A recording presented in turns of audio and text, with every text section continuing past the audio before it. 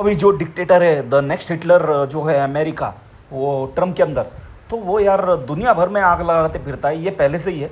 I mean ये सिर्फ एक ही चक्कर में हो रहा है। कोई अपना ये नहीं है कि यार न्यूक्लियर बना रहा है, ये बना रहा है। सिर्फ एक ही चक्कर है, डॉलर। डॉलर अभी क्या है कि नीचे जा रहा है, और क्या है कि इन्होंने लोन ले लेके ये बस एक ही करते हैं दोस्तों। जब भी इनको किसी भी चीज़ की स्पेंडिंग करनी है तो ये और डॉलर छापते हैं, और डॉलर छापते हैं, ऐसा है। और जब कोई लोन वापस मांगते हैं तो अभी जैसे इन्होंने किया वेनेजुएला पे कब्ज़ा, अभी ईरान के ऊपर भी कब्ज़ा करेंगे, तो ऐसे ही ये लोग करते हैं। तो यार अमेरिका का कभी बाल बाका क्यों नहीं होता? वर्ल्ड वॉर 1 में हमने देखा, वर्ल्ड वॉर 2 में हमने देखा, वो क्यों? देखो, उसकी वजह ये है, ये जो ग्रीन में आपको दिख रहा है ना, ये है यूनाइटेड स्टेट्स ऑफ अमेरिका। और बीच में जो ग्रीनलैंड बोल रहे थे हम नहीं हमको चाहिए, तो वो इसलिए क्योंकि देखो, अगर हम लोग देखेंगे तो अमेरिका जो है वो एकदम आइसलैंड जैसा है। उसके ऊपर कोई भी हमला नहीं कर सकता। देखो, अमेरिका किधर है, अगर रशिया देखेंगे तो ये देखो, रशिया एकदम इधर है, कहाँ से हमला करेगा? और दूसरा कोई दुश्मन देश है नहीं। नीचे जो है ब्राज़ील वगैरह, वो भी छोटे देश है।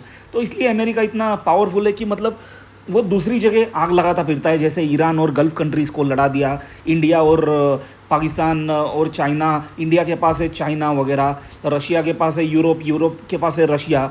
आई मीन तो इसीलिए देखो, बाकी देश जो है वो लोग टेंशन में ही रहते हैं, क्योंकि उनको मालूम है कंपेटिटर है मेरे बाजू में।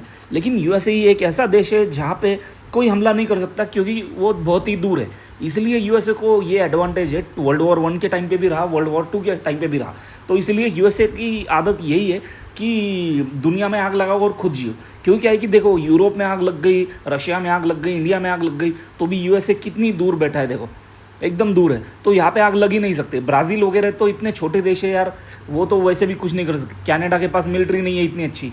इसीलिए यूएसए को इतना मस्ती आया है कि वो कभी भी किसके ऊपर भी राज कर देगा। और क्या करता है, ये नेबर्स को लड़ाता है। चाइना को इंडिया से लड़ा दिया, देखो ऐसा है। इंडिया को चाइना से लड़ा दिया, फिर जापान को चाइना से लड़ा दिया, या फिर जापान को नॉर्थ कोरिया से लड़ा दिया, साउथ कोरिया से लड़ा दिया, ऐसा है। अफ्रीका को डरा दिया यूरोप के नाम पे, या फिर चाइना के नाम पे।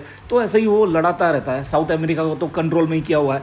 इसलिए जो है, ग्रीनलैंड को एक देश था अलास्का, लेकिन वो खरीद लिया। ये देखो, अलास्का जो यहाँ पे दिख रहा है ना, ये एकदम कोने में लेफ्ट साइड एकदम, ये है अलास्का। तो वो रशिया का था, तो उन्होंने बेच दिया यूएसए को, बहुत ही कम दाम में बेच दिया।